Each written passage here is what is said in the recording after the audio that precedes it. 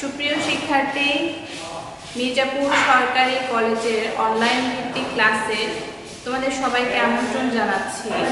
আমি মাকরুহা আক্তার, বাংলা প্রভাষক, মির্জাপুর সরকারি কলেজ, মির্জাপুর টাঙ্গাইল। আজকে আমরা একাদশ এবং দ্বাদশ শ্রেণীর বাংলা দ্বিতীয় পত্র নিয়ে আলোচনা করব। আজকে আমাদের বাংলা দ্বিতীয় পত্রের আলোচ্য বিষয় উপসর্গ।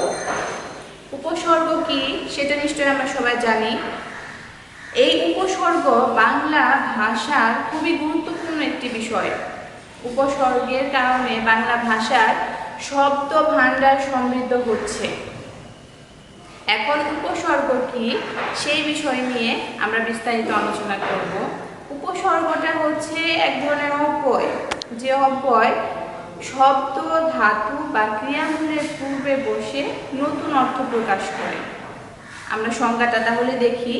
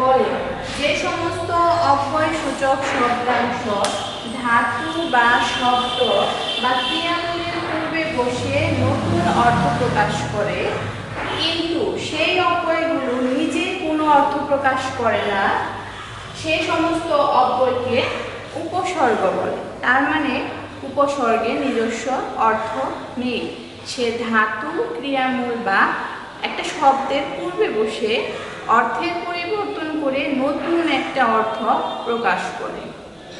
একেই বলা হয় উপসর্গ। উপসর্গ উপসর্গ তিন প্রকার। সেই তিন প্রকার উপসর্গের প্রথমটি হচ্ছে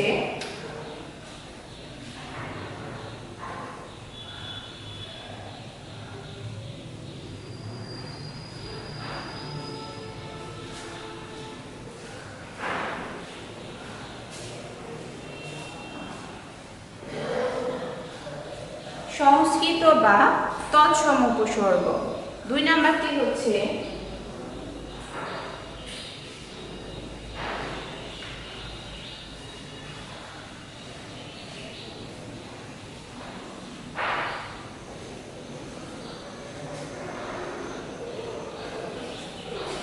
খাঁটি বাংলা উপসর্গ এবং তৃতীয় নাম্বারটি হচ্ছে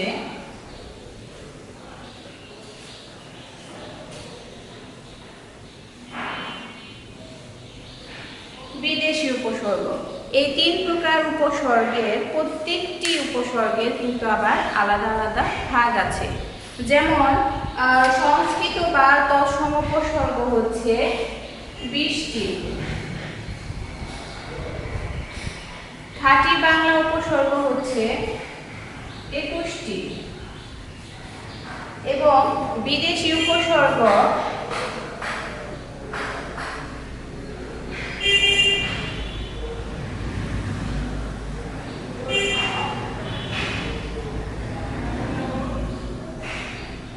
ইংরেজি, ফার্সি এবং আরবি এই 3 প্রকার উপসর্গ নিয়ে গঠিত হয়েছে বিদেশি উপসর্গ।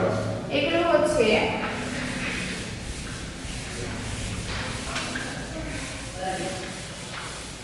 আমরা যে তৎসম বা সংস্কৃত উপসর্গ 20টি দেখলাম, সেই 20টি উপসর্গ হচ্ছে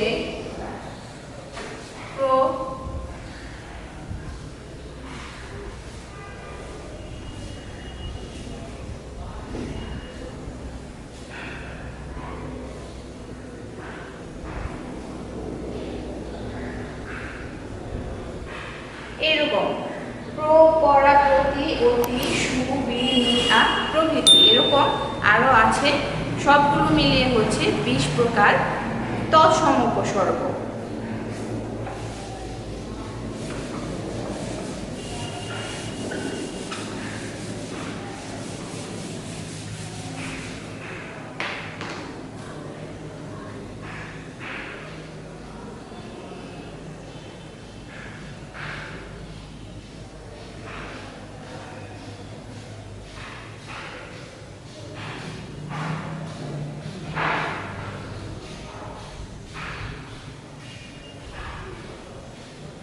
আর খাঁটি বাংলা উপসর্গ আমরা জেনেছি 21টি।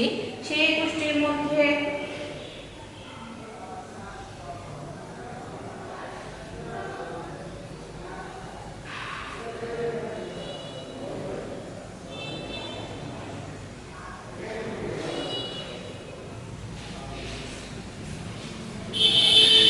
এরকম প্রভৃতি উপসর্গ আছে।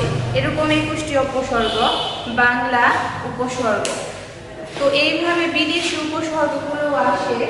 তো আমরা জেনেছি যে বিদেশি উপসর্গ আরবি, ফার্সি এবং ইংরেজি ভাষার যে সমস্ত উপসর্গ সেইগুলো নিয়ে গঠিত হয়েছে। সেই যে আরবি, ফার্সি, ইংরেজি সেগুলোর মধ্যে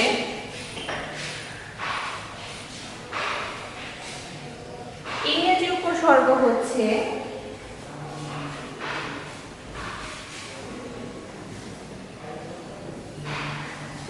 ফুল, হেড, হাফ এগুলো হচ্ছে ইংরেজি উপসর্গ।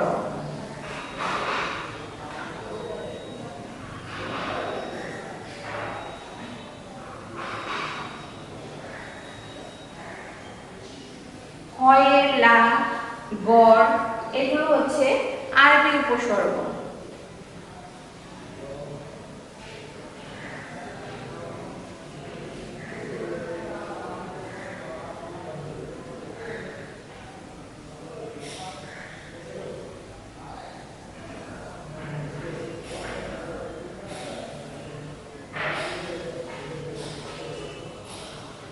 কার, দর, বদ, প এগুলো হচ্ছে ফার্সি উপসর্গ। এইগুলো হচ্ছে উপসর্গের বিভাগ বা এইভাবে আমরা উপসর্গগুলোকে ভাগ করে থাকি।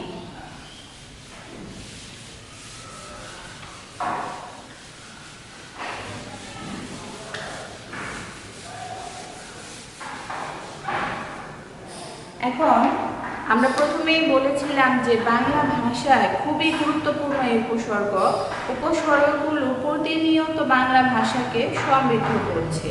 এখন বাংলা ভাষায় কি কারণে আমরা উপসর্গগুলো ব্যবহার করব? উপসর্গগুলো আমরা ব্যবহার করব বাংলা শব্দ ভাণ্ডারকে সমৃদ্ধ করার জন্য, বাংলা শব্দের অর্থের পরিবর্তন করতে, শব্দের অর্থের সংকোচন করতে, শব্দের অর্থের সম্প্রসারণ করতে। এবং এই উপসর্গগুলো কিন্তু নতুন নতুন অর্থ তৈরি করছে এবং নিজের কোনো অর্থ নেই, সেই উপসর্গগুলো আরেকটি শব্দ, ধাতু বা ক্রিয়ামূলের পূর্বে বসে মানে আগে বসে এই অর্থগুলো প্রকাশ করছে। কিন্তু সেই যে উপসর্গ তাদের কিন্তু নিজস্ব অর্থ নেই। আমরা যে 3 প্রকার উপসর্গগুলো দেখলাম সেই উপসর্গগুলো কিন্তু আলাদা আলাদা অর্থ নেই। যখন সেটা অন্য একটা শব্দের সাথে যুক্ত হচ্ছে তখনই কিন্তু তার অর্থ প্রকাশিত হচ্ছে। এগুলো হচ্ছে উপসর্গের প্রয়োজনীয়তা। এখন এমন প্রশ্ন আসে যে উপসর্গের অর্থবাচকতা নেই কিন্তু অর্থ দ্যোতকতা আছে। তো যে আলোচনাগুলো আমরা করলাম সেগুলোই হচ্ছে সেই প্রশ্নের উত্তর, যে উপসর্গের অর্থবাচকতা মানে নিজস্ব অর্থ নেই কিন্তু অর্থ দ্যোতকতা আছে, মানে সে অন্য শব্দ, ধাতু বা ক্রিয়ামূলের পূর্বে বসে নতুন অর্থ সৃষ্টি করে। ঠিক আছে, এখন উপসর্গের কিছু সাধারণ বৈশিষ্ট্য আছে। আমরা যে 3 প্রকার উপসর্গ জানলাম তার মধ্যে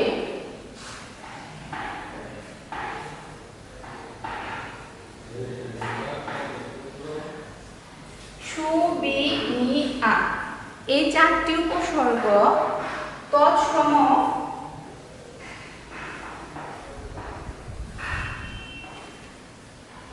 এবং বাংলা, এই 2 প্রকার উপসর্গে কিন্তু আমরা দেখব যে এই 4টি উপসর্গ আছে, মানে তৎসম এবং বাংলা দুটি উপসর্গে কিন্তু এই 4টি উপসর্গ কমন। এখন তাহলে আমরা বুঝবো কিভাবে কোনটি বাংলা কোনটি তৎসম। সেটি বোঝার উপায় আছে। যখন তৎসম উপসর্গের এই সু, বি, নি, আ তৎসম উপসর্গের সাথে যুক্ত হবে, মানে তৎসম কিনা সেটা আমরা বুঝবো তখনই যখন তৎসম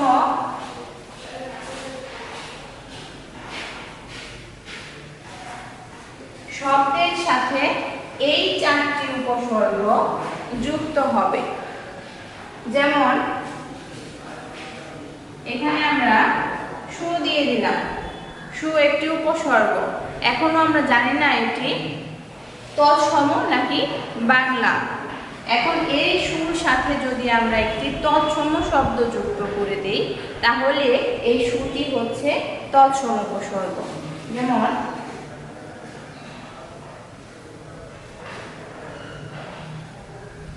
সুতীক্ষ্ণ, তীক্ষ্ণ হচ্ছে একটি সংস্কৃত বা তৎসম শব্দ। এর সাথে যখন সু উপসর্গটি আমরা যুক্ত করে দিলাম তখন এই উপসর্গটি হলো তৎসম উপসর্গ। একইভাবে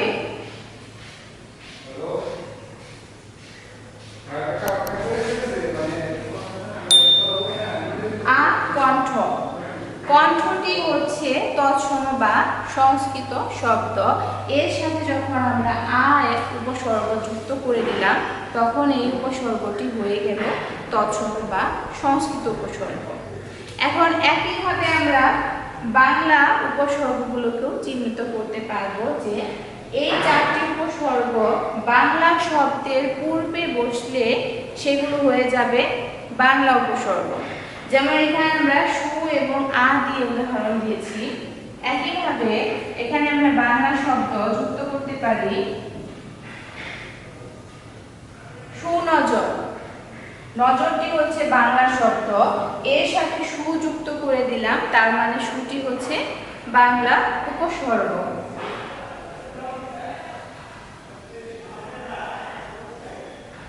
আগাছা, গাছা বাংলা শব্দ, এর সাথে আ যুক্ত করে দিয়ে কিন্তু একটি নতুন অর্থ বা নতুন শব্দ তৈরি হচ্ছে।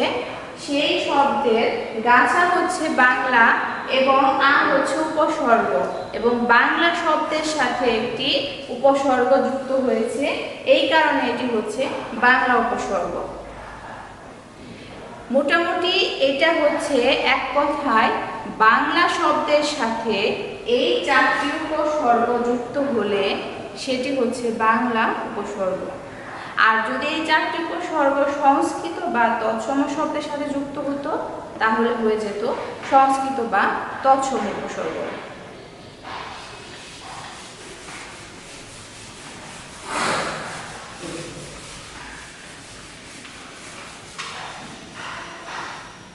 এখন এই যে উপসর্গগুলো আমরা জানলাম, উপসর্গ কিন্তু আলাদা অর্থ নেই, কিন্তু এই উপসর্গের দুটি উপসর্গ আছে যেগুলোর আলাদা অর্থ প্রকাশিত হয়। সেই দুটি হচ্ছে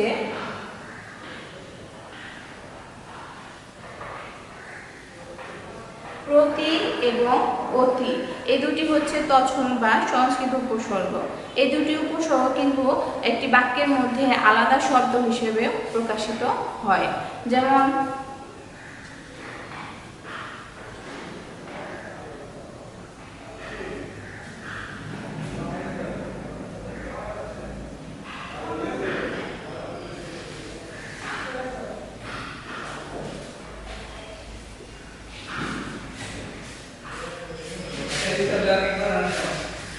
মাথা প্রতি 10 টাকা ধার্য করা হলো।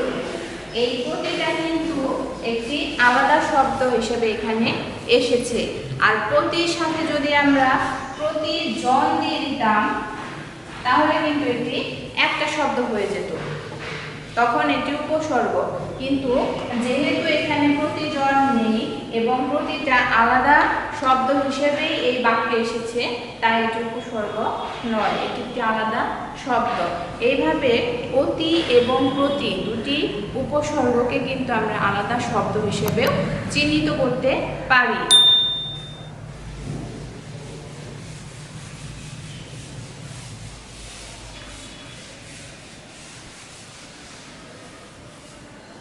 এইভাবে উপসর্গের সংজ্ঞা, উপসর্গের বিভাগগুলো আমরা আলোচনা করতে পারি এবং খুবই সহজ এই উপসর্গ। পরীক্ষায় তোমাদের হয়তো রচনামূলক একটি প্রশ্ন থাকতে পারে, এমন যে উপসর্গ কাকে বলে এর শ্রেণীবিভাগগুলো আলোচনা করো, কিংবা উপসর্গের অর্থবাচকতা নিয়ে কিন্তু অর্থ দ্যোতকতা আছে, বিশ্লেষণ করো। আবার অথবা দিয়ে কিছু উপসর্গ দেওয়া থাকবে, সেগুলোকে এভাবে আসতে পারে যে উপসর্গ দিয়ে শব্দ গঠন করো এবং বাক্যে তার প্রয়োগ দেখাও। এভাবে প্রশ্ন আসতে পারে, তখন এইভাবে অ্যান্সারটা করবা তোমরা।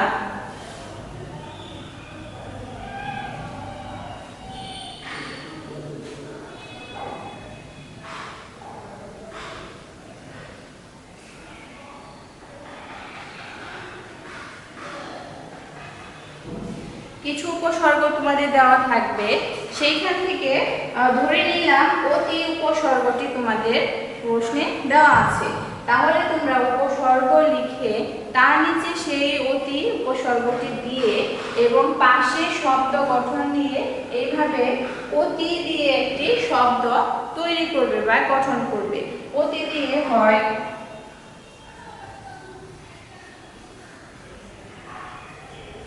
অতিবৃষ্টি, ঠিক আছে। অতিবৃষ্টি মানে আমরা জানি যে বেশি বেশি বৃষ্টি হচ্ছে, অনেক বেশি বৃষ্টি হচ্ছে, প্রয়োজনের অতিরিক্ত। তাহলে আমরা একটি নতুন শব্দ এখানে তৈরি করতে পারলাম, অতি দিয়ে অতি বৃষ্টি। যদি শুধু বৃষ্টি বলতাম তাহলে কিন্তু সাধারণ একটি বিষয়, যে একদম সাধারণ হালকা পাতলা কিংবা যেরকম নর্মালি হয় বৃষ্টি হচ্ছে। কিন্তু যখন আমরা অতি উপসর্গটি এখানে যুক্ত করে দিচ্ছি, তখন কিন্তু একটি আলাদা অর্থ এখানে প্রকাশিত হচ্ছে। এবং এই শব্দ গঠন করে এই পাশে তোমরা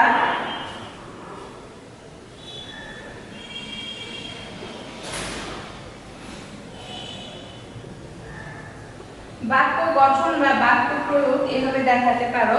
এই অতিবৃষ্টি দিয়ে একটি বাক্য তৈরি করে এখানে তোমরা দিয়ে দিবে। এইভাবে প্রশ্নের উত্তরটা করলে আশা করি ভালো নাম্বার পাবে তোমরা।